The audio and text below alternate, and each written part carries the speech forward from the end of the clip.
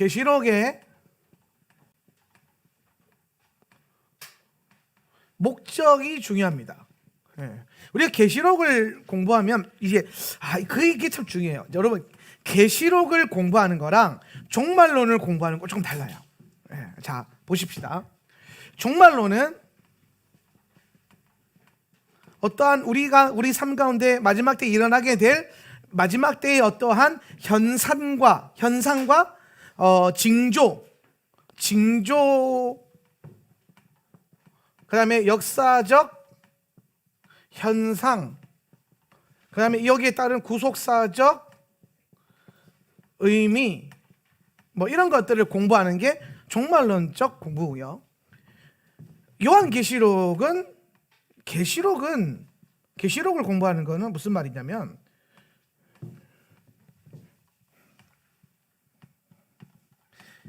이 종말의 때를 살아가는 교회들에게 주님이 하시고 싶은 메시지를 공부하는 거예요.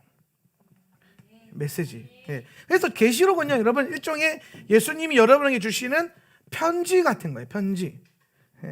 물론 여러분, 그 계시록이 그 형태로는 편지글은 아니에요. 그런데 제가 봤을 때, 의미로 봤을 때에는 계시록은 이 때를 살아가는 우리에게 하시고자 하는 하나님의 말씀. 그래서 이 때를 위해서 우리는 이것으로 소망을 갖고 살아가는 겁니다. 그래서 계시록의 말씀을 알면 알수록 우리 마지막 때에 대한 두려움이 아니라 소망이 생기는 거예요. 자, 여러분, 우리가 계시록 공부한 지 꽤 됐죠. 물론 띄엄띄엄해서 좀 길어지긴 했지만은 그래도 뭐 강의 수차로 보면 12강을 공부했어요. 12강. 앞으로 이제 11강 적어 못해도 12강, 13강은 더 공부하게 될 것인데 절반 정도 달려온 겁니다. 절반 정도의 계시록 공부해 오면서 여러분 남게 되는 가장 중심의 그 핵심적 감정과 깨달음이 뭡니까? 두려움이에요? 아니죠. 여러분 만약 여전히 두려움 가운데 머물러 있다면 그러면 제가 여러분에게 계시록을 잘못 가르친 거예요. 계시록을 읽으면 읽을수록 우리는 두려움이 떠나가고 그 안에 오늘 우리에게 하시고자 하는 하나님의 놀라운 뜻과 소망, 사랑을 발견하는 겁니다. 믿음, 소망, 사랑, 그 중에 제일은 사랑인데요, 오늘 그 사랑이 우리 가운데 가장 놀랍게 부음받는 핵심적인 메시지가 계시록 안에 있는 거예요. 그래서 이 땅에서 아무리 힘들고 어렵고 환경적으로 어려운 삶을 살지라도 계시록을 읽으면 소망이 일어나는 거죠. 그래서 우리가 계시록을 공부할 때에 이 메시지, 그러면은 계시록의 핵심 메시지는 뭐냐면 첫 번째는 믿는 우리에게, 성도에게, 주님의 성도들에게 평안을 위해서. 오늘 성도들이 마지막 때를 가면은 이 엄청난 징조와 역사적 현상이 일어나잖아요, 그렇죠? 많은 환란이라고 하는 기근과 환란, 큰 지진과 뭐 화산 폭발과 전쟁도 있을 겁니다. 전쟁, 오늘 배우게 될 거죠. 전쟁에도 흐름이 나오는 건데 엄청나게 인류의 3분의 1이 죽는 그런 큰 전쟁도 있을 것입니다. 근데 그런 엄청난 역사적 사건들이 우리에게 앞으로 놓여져 있는데, 그 중에 대표적인 전쟁 중에 하나가 또 아마게돈 전쟁이 있죠. 그러면 그 전쟁들 가운데서 두려움이 있을 거 아니에요. 그러니까 여러분, 두려움이 아니라 오늘 주님께서 우리에게 이 편지를 주신 이유가 평안하라고 주신 거예요. 그래서 그런 약간 말도 안 되는 시한부 종말론, 이런 시한부 종말론도 나같이 믿어야지. 그렇게 믿으면 안 돼요. 어떻게? 평안하고 사모함으로 소망 갖고. 할렐루야. 뭐 12월에 전쟁 난다는 둥, 도망가야 된다는 둥, 뭐 이사 가야 된다는 둥, 쓸데없는 소리 하고 됐어요?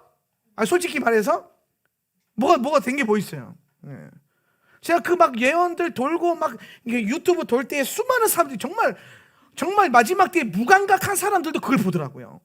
그러면서 저한테 연락이 와서 목사님 그거 아세요? 뭐 무슨 예언이 있는데 목사님 12월에 가야 되는데 어떻게 해야 돼요? 막 자기 벙커에다가 라면 한 박스 사다 놓고 있다고 막 그러면서 막 라면이 여러분을 구원해 주지 않아요. 할렐루야. 그래서 막 덜덜덜 떨고 막 어떤 교회는 성도들 다 데리고 막 어떤 나라에 뭐 이사 가고 막 도망가고. 그러니까 마지막 때에 대한 종말론적인 이 스탠스가 잘못 세워져 있으니까 두려움만 가득차니까 빨리 도망가고 싶은 거죠. 따라서 나는 죽으면 더 나은 존재다. 동의하시면 아멘. 그게 성도예요. 죽으면 뭐 어때요? 할렐루야. 믿음 갖고 죽는 게 낫지 도망다니면서 배신하고 죽는 것보다, 배신하고 오래 사는 것보다, 배도하고 오래 사는 것보다 믿음 지키면서 빨리 가는 게 나아요. 일시불로 차라리 드리세요. 그럴 거면. 믿음, 원래 헬프는요 믿음 있는 사람이 하는 거예요. 믿음 없는 사람들은 일시불로 드려. 할렐루야. 예. 농담 반 진담 반. 제가 그런 징조들이 일어날 때 제가 그때 그 SNS에 그 홍전도사의 예언이 거짓 예언인 이유 10가지를 쫙 올렸어요. 성경을 기준으로. 예. 그 중에 핵심 감정이 뭐였냐면 마지막 때에 대한 주님의 가르침은 두려움이 아니다. 우리를 공포스럽게 하지 않는다. 성경 어디에 봐도 우리에게 주시는 것은 소망이지, 회개를 통한 소망이지 두려움이 아니다. 그러면 사랑이 느껴져야 되거든요. 예. 그런데 사랑과 소망은 온데간데 없고 그냥 끝났다는 거죠. 그렇다고 해서 뭐 도망가면 거기는 뭐 없습니까? 거기도 있지 뭐. 마지막 때 전 글로벌하게 일어나는데.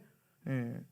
차라리 여러분 믿음을 굳게 잡고 오늘 빌라델비아 교회를 향한 하나님의 놀라운 예언인 내가 너를 시험의 때를 면하게 하리라. 아멘. 그때를 내가 너를 보호하리라는 말씀을 차라리 붙드세요.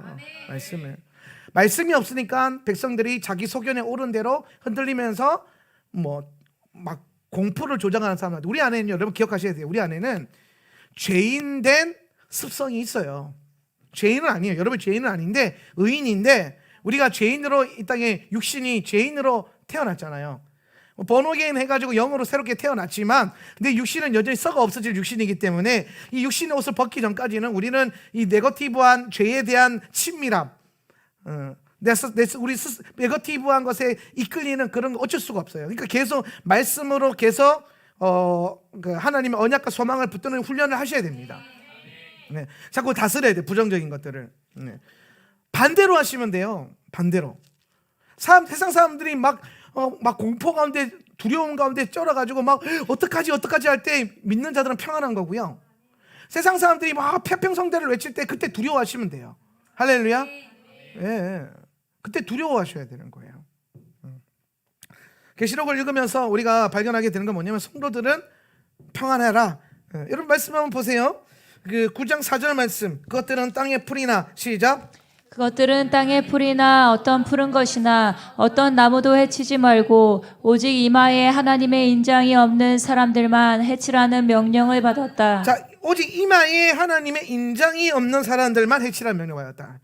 여기 이제 인장 찍는 거 아까 우리 앞전에 요한계시록 7장에서 천사들이 열방을 다니면서 오늘 예수 그리스도 이름을 믿는 자들에게 그 보혈로 인장을 찍는 것, 그 일들을 지금 하고 있는 거예요. 할렐루야. 오늘 여러분 예수 그리스도 안에 있다면 여러분 이마에 지금 눈에 보이지 않지만 인장이 다 찍혀 있는 거예요. 뭐라고 찍혀 있다고요? 내 거. 할렐루야. 네, 내 거. 뭐 다른 거 없어요. 모르죠. 뭐 영어로 봤을 때 뭐 다르게 될 수 있지만은 일단 저는 그렇게 믿을 거예요. 내 거. 이렇게 예수님이 넌 내 거 이렇게 찍어 놓으셨다. 할렐루야. 네. 그래서 우리가 그 이마에 인장을 받은 자들은 뭐 하지 마라? 해치지 마라. 누가 해치지 말라 그랬어요? 메뚜기가. 자, 다섯째 나팔이 불어요. 다섯째 나팔이 부는데 이 나팔을 불 때에 요한이 본 게 있어요. 뭐가 보냐면은 하늘로부터 별 하나가 떨어집니다. 하늘에서부터 별 하나가 땅에 떨어지는데 이 별이 뭐냐? 이 별이 참 놀라워요. 이 별이 보니까 1절에 보니까 깊은 바다의 우물에 열쇠가 그 별에게 주어졌다는 거예요. 예. 여기서 이 별이 가지고 있는 깊은 바다. 예. 여러분 이 깊은 바다가 바로 창세기 1장 2절에 나오는 창세기 1장 2절 말씀 한번 띄워볼래요? 자, 땅이 온돈하고 시작. 땅이 온돈하고 공허하며 흑암이 깊음 위에 있고 하나님의 영은 수면 위에 운행하시니라. 자, 오늘 계시록에 나오는 깊은 바다가 저 구절에 뭐예요? 수면 칸다. 깊음. 저기 보이죠? 흑암이 어디에 있어요? 깊음 위에 있고. 여러분 근데 이거 개역개정 말고 직역성경으로 보면요, 직역성경 1장 2절 보면 땅은 형태가 없고 비어 있었으며 어둠은 깊은 바다 위에 있었다 이렇게 되어 있어요. 네. 그러니까 요 창세기 1장 2절에 나오는 깊음, 저게 깊은 바다를 의미하는 거고, 저 깊은 바다가 어디에 나와요? 지금 계시록 9장 1절에 별 하나가 깊은 바다에 뭐요? 떨어지는 거예요. 예. 그러니까 여러분 창세기 1장 2절, 이래서 제가 창세기 1장 1절과 창세기 1장 2절에 갭이 있다. 갭 이론을 제가 많이 설명해 드리잖아요. 예. 그러니까 태초에 하나님이 천지를 창조하시느니라 해서 하나님의 큰 창조가 한 번 있었고, 그 다음부터 1장 2절부터 인류 창조와 샤밧을 향한 구속사를 향한 창조가 새롭게 시작되는 요것.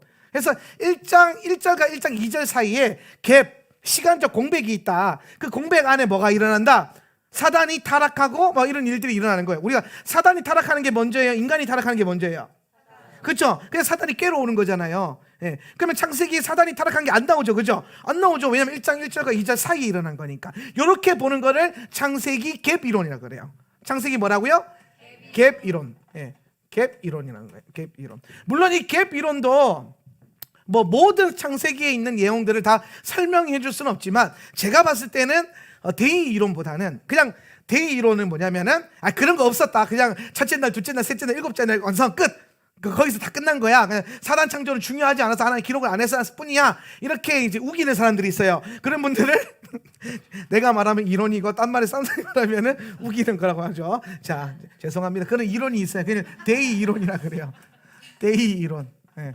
그래서 창세기 창조론에 대한 큰 두 가지 학설이 갭 이론과 대의 이론이 있는데, 주로 복음주의권에서는 갭 이론을 뭐 얘기할까요? 대의 이론을 말할까요?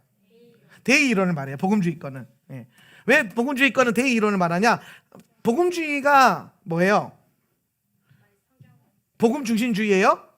아니요, 여러분. 복음주의는요, 안전주의예요. 여러분 반드시 잘 들으세요. 복음주의가 좋아 보이잖아요. 좋죠. 복음주의적으로. 복음 얼마나 멋있어요, 복음주의. 그런데 복음주의 신학을 자세히 보면 안전주의예요. 해석함에 대한 안전주의, 실행함에 대한 안전주의. 그래서 복음주의권에서 복음주의적 해석이 보면 좋은 해석도 있는데, 뭔가 그 좀 더 깊이 성경이 해석하는 것들을 더 깊게 알 수 있는 것들을 다 막아놨어요. 네. 왜? 그런 이제 그게 복음주의 안에서는 여러 해석의 그 어떤 충돌이 일어날 수 있으니까, 이 충돌이 일어나면은 안 되잖아요. 네. 그래서 안전을 선택하기 위해서 이 두 가지를 다 없애버리는 거예요. 네.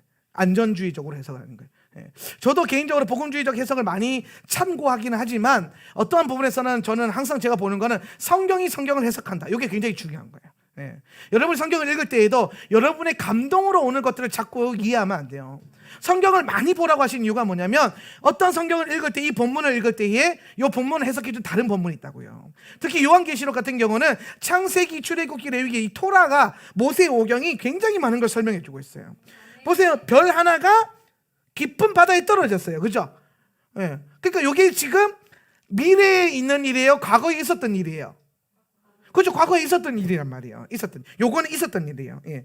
그래서 요거는 요한이 본 게 아니라 들은 거예요. 들은 거. 예. 왜냐하면 이걸 알고 있었으니까. 예. 그런데 여러분 잘 보세요. 이 별 하나가 떨어져서 깊은 바다의 우물의 열쇠가 그 별에게 주어진다. 여기서 깊은 바다가 뭐냐면, 창세기 1장 2절에 나오는 그 흑암이 있는 깊음, 그거고, 이거를 우리가 잘 아는 개역 개정 성경의 용어로는 뭐라고 했냐면 무저갱이라고 했어요. 무저갱. 많이 들어보셨죠? 무저갱이 오늘 우리 직역성경에서 말하고 있는 깊은 바다고, 이 무저갱이 사실은 창세기 1장 2절에서부터 있었던 거예요. 하나님께서 창조하실 때에 궁창이죠. 궁창. 하늘을 나누실 때에 물을 중심으로 하늘에 있는 물과 땅 아래에 있는 물, 그렇잖아요. 그죠? 예, 기억나세요? 하늘은 두 물로 나누잖아요. 이렇게 땅 아래에 있는 물이요, 이거예요. 이 깊은 바다를 말하는 거예요. 그 땅 아래에 있는 물이. 이해되십니까? 여러분이 알고 있는 바다는요, 노아의 홍수가 내려와서 바다를 이룬 거라고 보시면 되고, 좀 더 디테일하게 본다면 땅 아래에 있는 물이잖아요. 땅 아래에 있는 물. 그거는 이제 무저갱이라고 하는 특별한 장소를 말하는 거예요. 그러니까 무저갱은 뭐 하는 장소냐, 이렇게 하면 이제 여러분 또 디테일하게 보는데 잘 받아 적으세요. 나중에 가서 막 엉뚱한 게 꼬여가지고 막 옆집 김집사한테 이 얘기 저 얘기 다 까들어다 하지 말고 정확하게 배우고 정확하게 알려주세요. 아니면 정확하게 공부하시고. 그래서 깊은 바다는 무저갱이고, 이 무저갱은 뭐 하는 장소냐면은 악한 영들과 타락한 귀신들, 악한 영들을 가둬놓는 장소예요. 지옥은 아니에요. 지옥은 우리가 흔히 말하는 지옥이라는 개념도 맞아야 되나? 여러분이 알고 있는 지옥은 불못 지옥이잖아요. 그죠? 이해하고 있는 것. 그 불못 지역은 불못 심판, 그 계시록 20장에 가면 있는 불못 심판의 때에 있는 게 그 지옥이고, 요거는 무저갱이라고 하는 거예요. 요거는 이제 뭐 음부라고도 표현할 수도 있을 것 같고, 음부도 여러 가지가 있으니까, 예, 음부라고도 표현할 수도 있고, 무저갱. 예. 그럼 여기 이 무저갱에 대한 말씀을 성경에 보면요, 베드로후서 2장 4절 말씀, 베드로후서 2장 4절 말씀만 봅시다.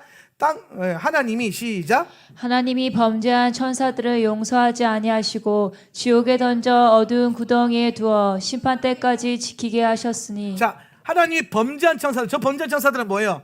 그 별과 함께 떨어진 자들, 그죠? 여러분 그 이사야 말씀에 보면은 그 계명성을 향한 얘기할 때 그가 그 하늘에 있는 별의 3분의 1을 끌고 내려왔다 그러죠, 그죠? 그러니까 여러분 성경에서 별은요 천사를 의미하는 거예요.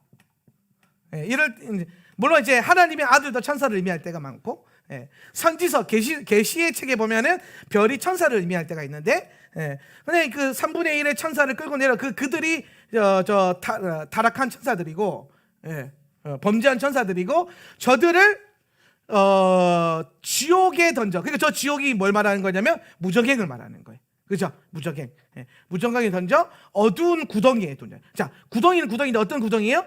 어두운 구덩이. 아까 저 어두운 구덩이, 무저갱, 깊은 바다 위에 뭐가 있다 그랬어요?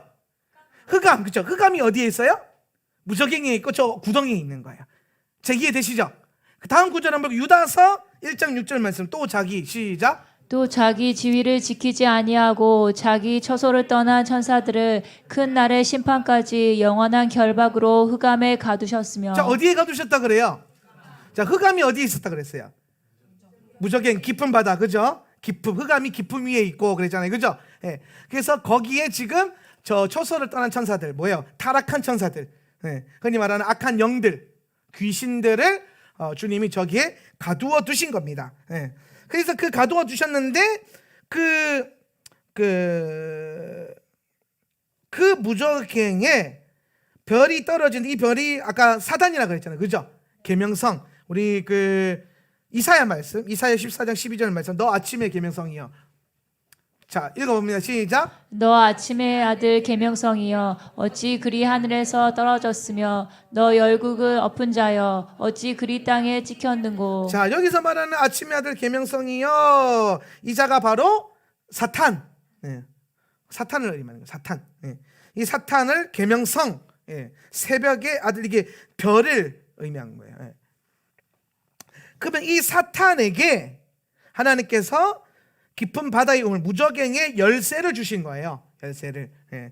그래서 그 사탄이 그 문을 열어서 그 무저갱의 열쇠를 여니까 거기서부터 연기가 올라오죠. 2절에 보니까.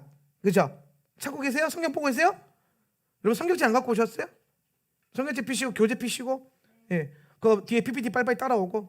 예. 자, 2절에 보면은 그 별이 깊은 바다의 우물을 열자 그곳에서 큰 용광로에서 나오는 것 같은 연기가 올라와 해와 공중이 그 우물의 연기로 어두워졌죠, 그죠? 그리고 그 다음 절에 보니까 그 연기로부터 누가 나와요? 메뚜기들이 나오는 거예요. 메뚜기들이. 예. 근데 요 메뚜기들, 자, 다섯째 나팔의 재앙은요 메뚜기 재앙이에요. 메뚜기 재앙. 그러면 요 메뚜기가 뭐냐? 메뚜기. 요 메뚜기가 뭐냐? 보니까 메뚜기가 땅에 있는 정갈들이 가진 것과 같은 권세를 주는 거예요. 땅에 있는 뭐? 정갈. 요 메뚜기가 뭐와 같아요? 뭐와 같이? 전갈과 같은 권세. 정갈과 같은 권세가 있어요. 정갈의 권세. 그럼 여러분 오늘 여기 요한이 말하는 정갈은 뭘 말하는 거예요? 누가복음 10장 18절 19절. 예수께서 이르시되 사탄이, 시작. 예수께서 이르시되 사탄이 하늘로부터 번개까지 떨어지는 것을 내가 보았노라. 자, 보세요. 예수님께서 보셨죠, 그죠? 사탄이 하늘로부터 번개같이 떨어지는 것을 내가 보았노라. 이거 언제 본 거예요? 주님이 창조 이전에 보신 거죠, 그죠? 창세기 1장 2절에 이전에 보신 거예요. 왜? 예수님은 요한계시록 1장 1절에 보니까 태초에 말씀이 계셨는데 그 말씀이 곧 예수님이라 그랬거든요. 자, 여러분 성경이 지금 성경을 다 해석하고 있죠, 그죠? 이렇게 보는 거예요, 성경은.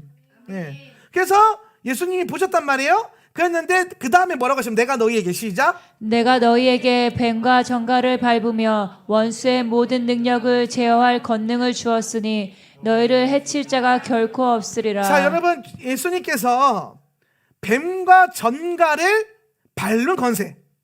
자, 그럼 여기서 이제 뱀과 전갈이 지금 아까 전갈만 나왔는데 여기 뱀도 있어요. 이제 뱀도 나왔어. 뱀. 네.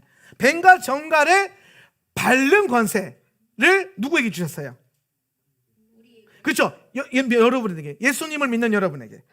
예. 자, 그래서 내가 너희에게 뱀과 정갈을 밟아 원수의 모든 능력을 제어할 권능을 주었으니, 뭘 주었다고요? 권능을 주었다는 거예요. 자, 이거 지울게요. 이거 잘 쓰면서 따라와야 돼요. 이거 하나 놓치면 다시 들으면 되죠. 자, 요거를 제어하는 권능.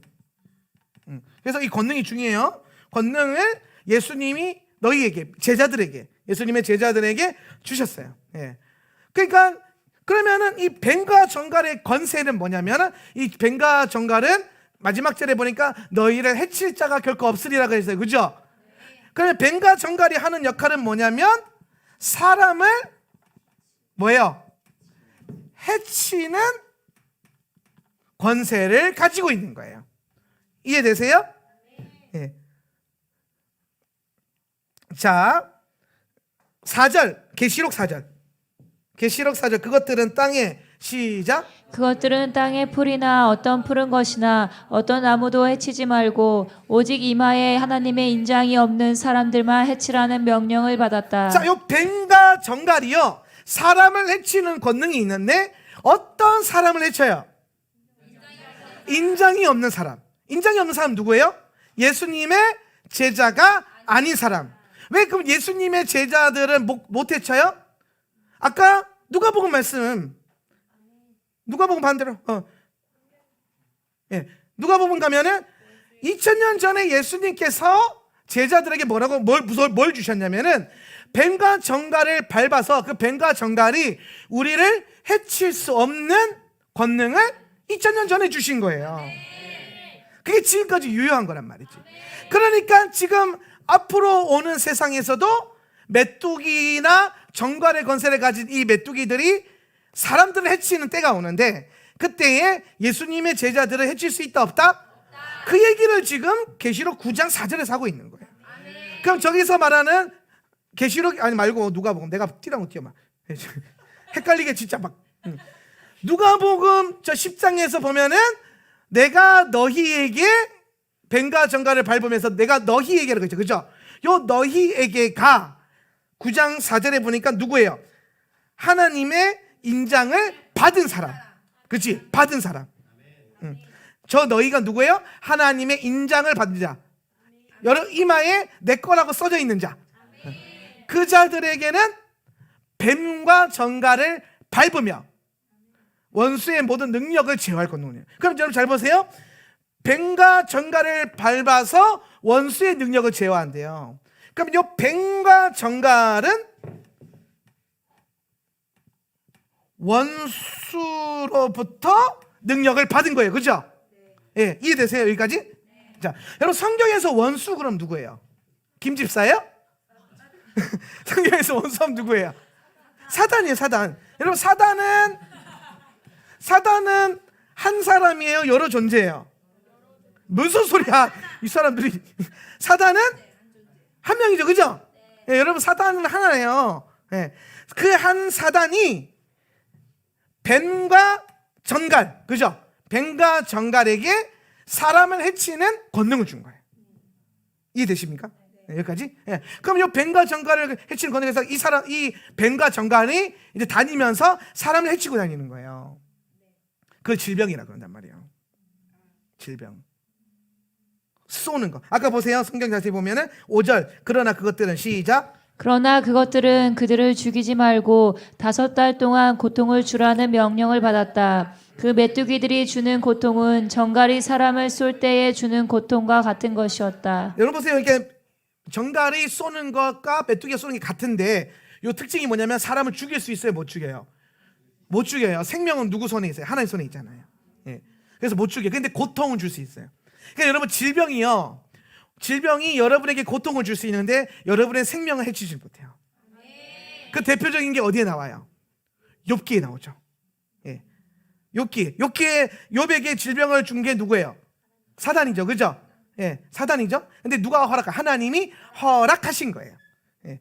근데 허락하실 때 뭐는 건드리지 마라? 생명은 건드리지 마라. 여기에서 원리가 다 나오는 거예요. 그러니까 여러분, 귀신은 여러분의 생명을 해할 권세가 있다 없다? 없다라는 거예요. 예. 근데 여러분 그러면은 귀신들이 여러분의 생명을 해할 수는 없지만 질병은 줄 수 있다 없다? 없다. 뭔 소리야? 아까 없다 그랬잖아요. 뱀과 정갈이 너를 해치 못할 것이다. 제어할 뭐를 준다? 권능을 준다. 제어할 권능이에요. 이 말은 무슨 말이냐면은 뱀과 정갈이 여러분에게 질병이나 문제를 통해서 고통을 주려고 할 수 있어요. 근데 그걸 제어할 권능을 여러분이 미리 받았단 말이에요. 그래서 질병을 이기는, 고치는 능력이 여러분 안에 있는 거야. 예수의 이름으로. 그게 권능이라고요. 그래, 이 권능이 우리 가운데 실제로 장착되어지고 선포되게 하는 게 뭐냐면 성령의 기름 부음이에요. 그래서 제자들이, 부활하신 주님께서 제자들에게 너희는 예루살렘을 떠나지 말고 거기서 약속하신 성령을 받아라. 그러면서 뭐라면 오직 권능이 너희에게 임하시면, 오직 영이 아니라 뭐라고 했어요? 권능이 너희에게 임하시면. 권능. 그래서 여러분, 성도는요, 성령 받아서 권능을 깨달아서 뱀과 정갈을 제어하는 사람들이에요. 이 말을 쉽게 설명하면은 성도는 예수님을 믿어서 성령을 받아가지고 예수의 이름으로 질병과 문제와 환경을 제어하는 존재들이란 말이에요. 그게 여러분의 권능이란 말이에요. 그러니까 내가 이 권능을 깨달아서 쓰면 되는 거예요. 못 깨달으니까 지른 거지. 그러니까 모르니까, 뭘 깨달아가지고 해칠 권능이 없는데, 제어할 권능이 내게 있는데 제어를 못하고 그냥 당하고만 있는 거예요. 깨달았으니까 이제 뭐 하면 돼요? 제어하는 거예요. 네. 근데 여러분, 여기서 중요한 거 한 가지 사실, 여기서 중요한 사실이 뭐냐면, 그러면 모든 질병이 다 귀신이 우리에게 주는 거냐? 저는 개인적으로 모든 질병과 문제는 귀신이 준다고 생각을 해요. 예. 근데 그 모든 질병과 문제가 목적이 달라요. 하나님이 어떠한 영역에서 허락하시는 우리의 영적인 성장과 깨달음과 어떤 특별한 목적을 위해서, 어떤 그 사명을 위해서 허락하시는 영역에 질병과 문제가 있어요. 그렇죠? 예, 그렇죠? 그렇다고 여러분, 이거 허락하셨다고 해서 이거를 하나님이 오셔가지고 질병을 주시는 게 아니에요. 허락해 놓으면 원수들은 그때를 기다렸다가 이제 성도들을 막 휘짓고 다니는 거지. 욥기를 생각하세요. 욥에게 질병 준 게 하나님이에요? 아니요. 허락하신 건 하나님이죠. 네. 이해되세요? 네. 예. 근데 하나님 딱 보호하시죠. 컨트롤하시는 것도 하나님이시고, 하나님의 주권. 네. 그러나 귀신이 그게 주지만 결국에는 우리가 어떤 깨달음 안에서 그것들을 이기고 넘어서고 그 쓰임 받죠. 그죠? 네. 이해되세요? 그런데 어떤 영역에서는 여러분이 뱀과 정갈을 제어하는 권능이 있다라는 것을 모르는 영적인 무지함이나 영의 잠듦이나 영적 어린아이 상태에 있을 때는 귀신들이 공격을 해요. 그러니까 하나님이 허락하신 질병과 하나님의 목적을 위해서 귀신이 공격하는 질병이 달라요. 이해되시죠? 그래서 그런 거예요. 어떤 질병은 뭐 내가 기도하거나 아니면 목사님이 기도해 주거나 공동체가 기도해 줄 때 나아요. 막 나아버려요. 근데 어떤 질병은 하나님이 견디게 하시더라고요. 그죠? 예. 목적이 달라서 그래요. 생명은 하나님께, 둘 다 생명은 하나님께 있어요. 예. 그래서 우리는 어떤 문제와 시험 앞에서 하나님께 기도하는 거예요. 하나님, 이걸 어떻게 할까요? 어떻게 하길 원하시면. 그럴 때 질병을 내어 쫓으라, 꾸짖으라. 그러면 꾸짖으면 질병은 떠나가요. 그런데 그 안에서 하나님이 이런 걸 배워라. 그러면 배워야 돼. 자, 여기까지 이해되시죠? 그죠? 여기 지금 계시록의 얘기 나는데 갑자기 하다 보니까 사역적인 얘기가 나왔는데, 자, 요거 알아야 되니까, 요거 개념을 알아야 돼. 그럼 여러분, 전갈과 뱀이고 메뚜기가 나오는데, 요 메뚜기는 마지막 때에 전갈과 같이 역할을 하는 게 메뚜기예요. 그럼 지금은 아직 요 메뚜기가 안 풀려난 거야. 아직 가둬져 있어요. 지금은 요 뱀과 전갈만 활동을 하고 있는 거예요. 저 재활 권능을 주셨죠, 그죠? 예. 그러면 뱀은 구체적으로 좀 더 보면, 뱀은 마귀를 말하는 거, 귀신. 전갈은 영을 말하는 거예요. 영, 악한 영. 악한 영과 마귀는 조금 달라요. 예, 조금 달라요. 뱀이 좀 더 높은 계급 위에 있는 거고, 그 다음에 전갈이 있어요. 예. 이해되시죠? 예. 요거 좀, 그리고 메뚜기는 요 전갈과 같이 같은 역할을 마지막 때에 하는 거예요. 예. 그래서 요 메뚜기, 다섯 번째 천사가 나팔을 불면 요 메뚜기가 이제 무적행에서부터 풀려나가지고 인류의 3분의 1을, 아니죠, 이거 아니지, 그 뒤에 거고, 사람들을, 인장이 없는 사람들을 해치는 때가 온다. 고통을 주는 때가 온다. 그런데 여기서도 고통은 주되 생명은 거두지 마라, 죽이지 마라 그랬어요. 자, 여러분, 중요한 것, 7 나팔 재앙과, 이건 좀 나중에 좀 볼 건데, 7 나팔 재앙과 7 대접 심판이 있어요. 예. 근데 7 나팔은 전체적으로 보면 3분의 1이 많이 강조가 돼 있고, 또 요 메뚜기 재앙에서도 보면 고통은 주되 생명은 가져가지 마라 그러잖아요, 그죠? 그걸 통해서 뭘 말하냐면 회개가 목적이 되는 거. 회개가 목적. 예. 돌이키게 하는 거. 나팔 심판은 뭐가 목적이다? 회개하게 하는 게 목적이다. 그게 어디에 나오냐면 9장 20절 21절에 나와요. 9장 20절 21절. 이 재앙에서 시작. 이 재앙에서 죽임을 당하지 않고 살아남은 사람들은 그들의 손으로 행한 일들을 회개하지 않았다. 그리하여 귀신들을 경배하고 볼 수도 없고 걸을 수도 없는 금이나 은이나 동이나 돌이나 나무로 만든 우상들에게 경배하였으며, 또 자기들이 행한 살인과 마술과 음행과 도둑질에 대해서도 회개하지 않았다. 자, 여러분, 오늘 9장의 핵심은, 나팔 재앙의 핵심은 회개하기 위해서 하나님 기회를 주시는 건데, 결론을 보면은 회개를 하지 않았다. 회개하지 않았다라는 거예요. 예. 나팔 심판의 목적은 회개하는 기회를 주는 거고요. 예. 회개하지 않으니까 7 나팔 다 불고 연결해서 7 대접이 쏟아져요. 그래서 7 대접은요, 이 회개하지 않은 자들에게 엄청난 환난을 주는 거예요. 예. 그러니까 회개치 않음에 대한 심판적 요소. 예. 그리고 요 대접 심판은 요 7 나팔과 7 대접 때문에 내가 오늘 또 박정희 목사님이랑 2-3시간 통화했는데, 예.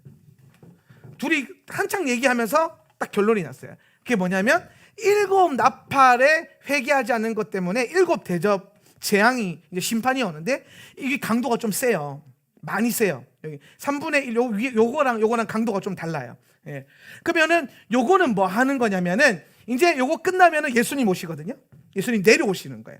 우리가 올라가고. 예. 그래서 우리가 올라가는 타이밍이 언제인가는 우리가 좀 더 성경을 보면서 봐야 되겠지만, 사실 저는 이번에 계시록 가르치면서 아마 계속해서 가르칠 거지만 저는 시나리오를 안 쓰려고 해요.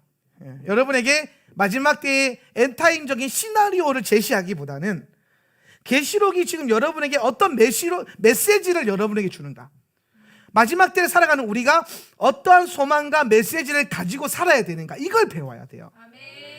이거 안 배우고 엉뚱하게 뭐 666 베리치 뭐 올라갔다 내려왔다 막 이거에 시나리오에 정신 뺏기면 진짜를 못 보고 거기 다 넘어가 버리는 거예요. 예. 중요한 건 여러분, 이 일이 어떻게 일어날 것이냐가 아니에요. 오늘 그 얘기를 목적이, 여러분 나팔 심판 9장도 잘 보세요. 계시록 9장의 목적이 뭐예요? 메뚜기가 고통 준다? 혹은 뒤에 큰 강에, 유브라테스 강에서 풀려난 천사들이 전쟁을 일으켜가지고 마병들이, 귀신의 군대가 전쟁을 일으킨다? 그래서 인류의 3분의 1이 죽는다?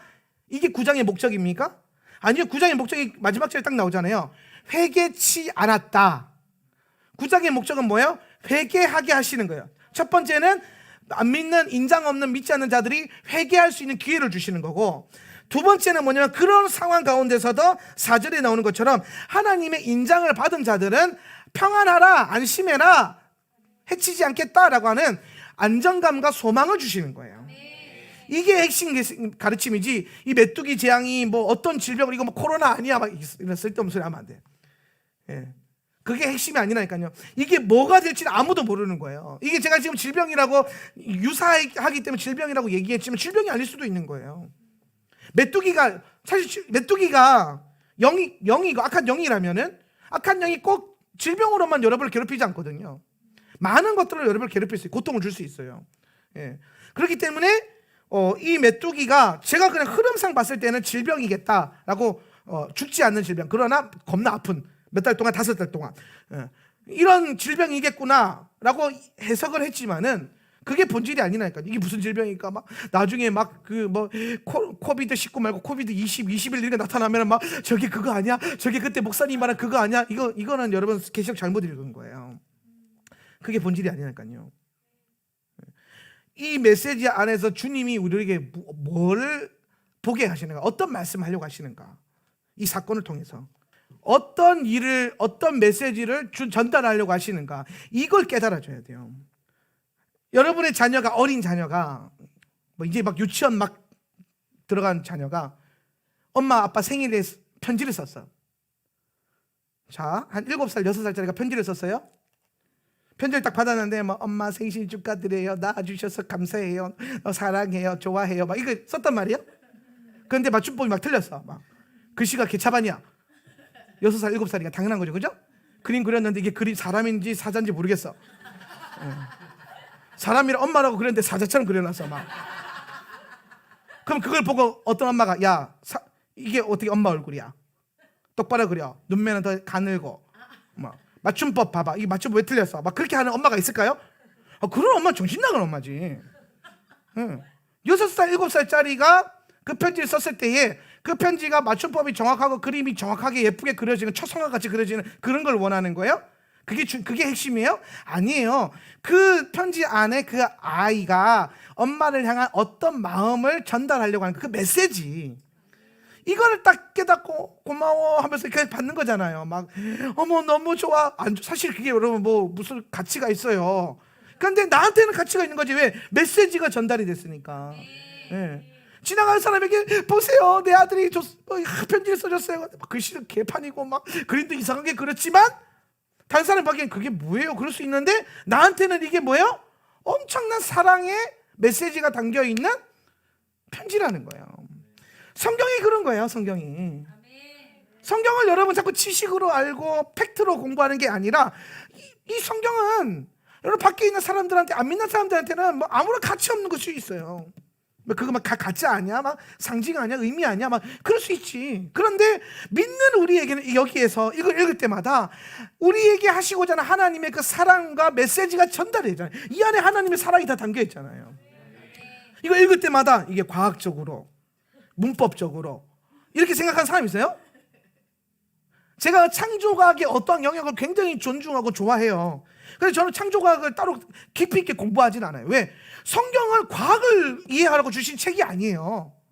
성경은 영이신 하나님께서 우리 영에게 그분의 메시지와 그분의 아버지의 마음을 전달하기 위해서, 깨닫게 하기 위해서 주신 게 편지. 그래서 저는요 그랬어요. 성경이 과학적으로 맞든 안 맞든 그게 무슨 문제가 있냐. 이게 마치 내 아들의 편지가 문법적으로 정확하든 그림이 예쁘든 안 예쁘든 그게 뭐 중요해요. 그 편지 안에 기록되어 있는 내게 전달하고자 하는 그 마음, 메시지.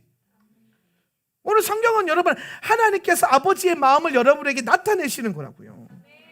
계시록도 마찬가지예요. 이게 어떻게 역사적 팩트로 일어날 것이다, 이걸 아는 게 중요할 것 같아요? 그게 그렇게 중요하지 않아요. 저는 계시록의 모든 메시지가 실제적으로 우리 삶 가운데 예비되어 있고 나타날 거라고 믿어요. 그런데 믿는데 그게 그렇게 중요하지 않다니까요. 저 메뚜기 때가 언젠가 우리를 괴롭힐 때가 올 거라고 저는 믿어요. 근데 저게 그렇게 중요하지 않다니까요. 계시록 9장에 있어서 메뚜기 재앙 유프라테스 강에서 풀어난 네 천사의 그 마병의 그 전쟁, 그거는 그 전쟁이 뭐야 저거 아니야? 그게 아니에요.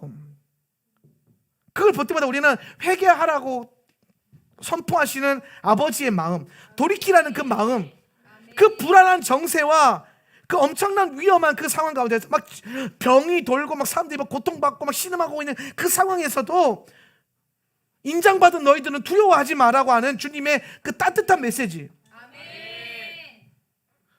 마지막 때 엄청난 7년의 큰 환난과 고난과 기근을 건너간다 할지라도, 통과한다 할지라도 괜찮아, 내가 너를 지켜줄 거야 라고 하시는 그분의 마음을 누리는 게 계시록의 핵심이에요. 그건 온데간데 없고 저게 뭐지? 막 저 핵전쟁인가? 막 이런 뭐 짐승의 표가 베리칩인가? 막 이런 것. 그게 중요하지 않다는 거예요. 그게 그렇게 중요하지 않아요. 아버지의 마음이 깨어 있고 아버지의 그 계시를 알고 있으면 그 아버지께서 우리 안에 영으로 역사하고 계시고, 그 영은 요한이 말하는 바와 같이 우리가 반드시 알고 듣고 깨달아야 될 성경과 메시지와 가르침을 생각나게 하시리라. 약속하셨잖아요. 여러분의 의지로 생각하는 게 아니에요. 그분이 생각나게 하신단 말이에요. 짐승의 표 어떻게 구별합니까? 몰라요. 가봐야 알아요. 백신이 코로나 백신이 짐승의 표입니까? 몰라요. 그걸 어떻게 알아요, 내가? 받아야 됩니까? 일단 나는 안 맞을 건데 몰라요. 일단 나는 안 맞을 거지만 모른다니까요, 그게 뭔지는.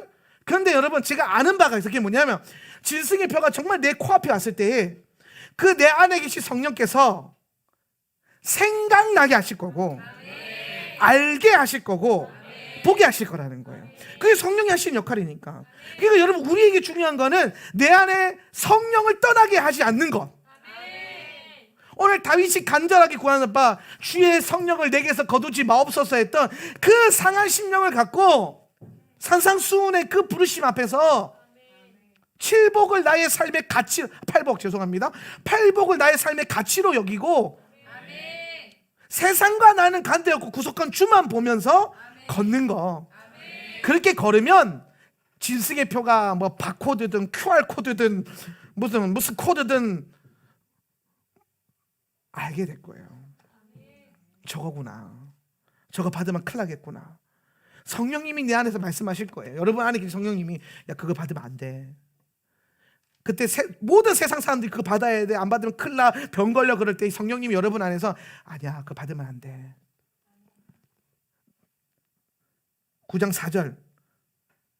인장이 없는 사람만 해칠 거야. 너는 해치지 못해. 질병이 너를 해치지 못해. 너는 뱀과 전갈과 메뚜기를 제어할 권능이 있어. 여러분, 우리에게는 뱀과 전갈을 제어할 권능이 있어요.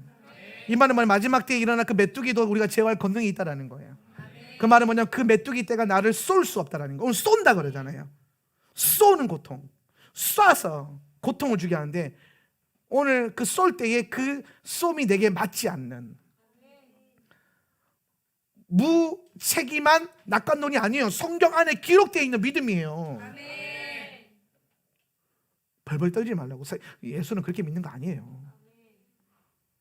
우리가 이 마지막 때를 살아가지만 두려움으로 살라고 주신 때가 아니에요. 오히려 평안 가운데 사랑 가운데 살라고 주신 거지. 거기서 여러분의 믿음이 모든 세상 사람들과 구별돼서 딱 빛날 거예요. 모든 세상 사람들이 막 덜덜덜 떨 때에 천국의 소망을 가진 여러분이 미소 짓고 웃는 그 예배와 공동체의 모습을 보고 두려움에 떨 것이고 부러워할 것이고, 그리고 그 나중에 두려움과 부러움이 넘어서면 어떻게 됩니까? 증오와 핍박과 멸시로 다가올 거예요. 내가 못 누리는 거니까. 사람은 자기가 못 누리면 반대로 공격하잖아요. 그렇게 돼요. 그래서 우리는 박해와 고통이 중요한 게 아니라 미혹을 조심해요. 어떤 미혹? 성령을 내게서 떠나게 하거나 말씀으로부터 떠나게 되는.